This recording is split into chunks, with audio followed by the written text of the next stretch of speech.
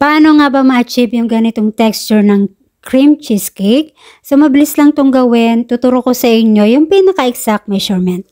So, meron ako 2 pakete ng cream cheese. Ito yung pinaka-favorite kong brand kasi masarap to. 79 grams ang bawat pakete. So, ilib muna natin at mag-melt tayo ng butter. 150 grams yung butter at 200 grams. So, isang pakete yung ating biscuit. Dinuro ko siya and ngayon ihalo natin yung melted butter at ilagay na natin sa ating baking pan, i-flatten at ilagay na natin sa freezer. And then ito, in room temperature na yung ating cream cheese, which is mabilis na siyang ma-mix.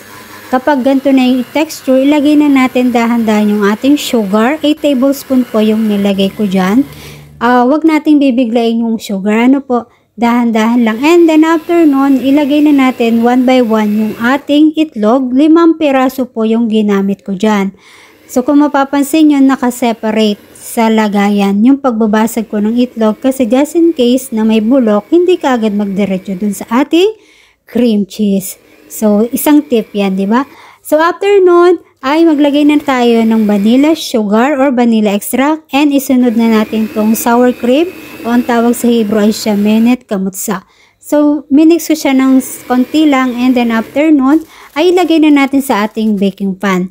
So habang nilalagay ko yan ay naka-preheated na po yung oven in 240 preheated. So kung mapapansin nyo, dun sa separate na baking tray, naglagay ako ng mainit na tubig at sa ibabaw yung ating cream cheese.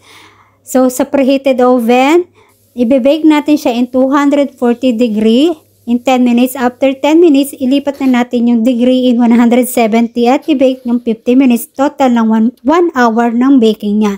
So kung mapapansin nyo, medyo malambot. So i-cool down lang natin yung ilalagay sa refrigerator overnight at ready na yan kinabukasan. That's it!